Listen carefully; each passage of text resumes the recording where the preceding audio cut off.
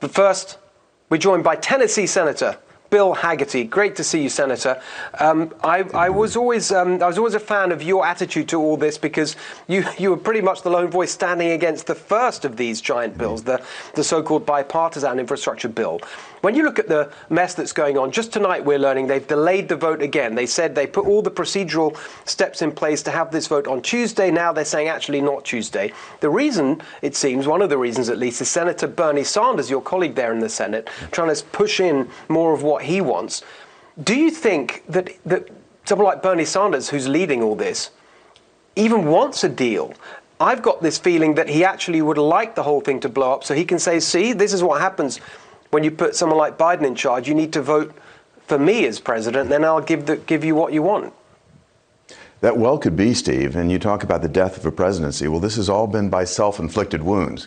You know, it's fitting that we're talking here on Halloween Eve, because if you think about what the Biden administration has done, it's been all tricks for the American public, whether it's collapsing our border, as you mentioned, Afghanistan and the debacle there that's embarrassed America and cost American lives and Afghan lives, the destruction of our economy, inflation, gas prices, you name it.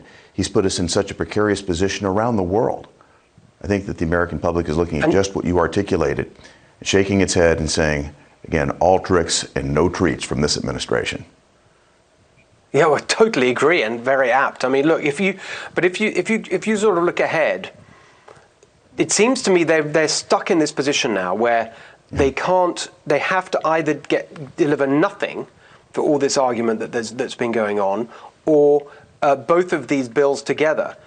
What do you think is going to happen? I keep wanting to see Republicans come to their senses and say, look, even the one that is called the bipartisan bill, many aspects of that would do so much damage. Do you think any Republican colleagues of yours might peel off? It's hard to say. I worked very hard on that, as you know, back at the first instance when I stood up against that bill. And I think you remember the history of that, Steve. 2,700 pages plus that was dumped on us. People didn't know what was in the bill.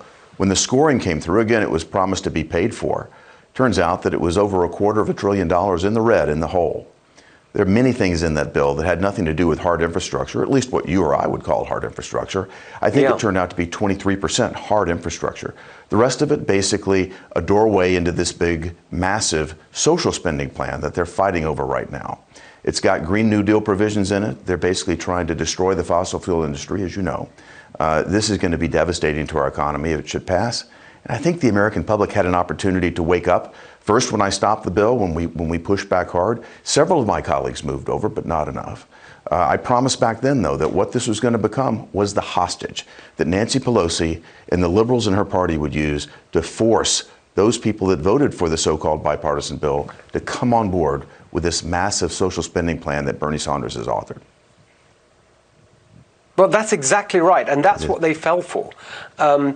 And that's why I'm so proud to have you here tonight, because you were one of the few that said, no, we can't. Don't you see what's going on? They're saying that this is it and persuading Republicans to come on board by saying, well, it's just this roads and bridges thing. But the fact that they then connected it, it's all one thing, really. And I'm so pleased that you managed to put a bit of a spoke in the works. But I don't know. We'll see what happens. It's not looking good for them. But Senator Hagerty, well, good for you. I think that's what the people really want to see, especially as the economic crisis gets worse and worse. Senator, great to see you tonight. Thank you.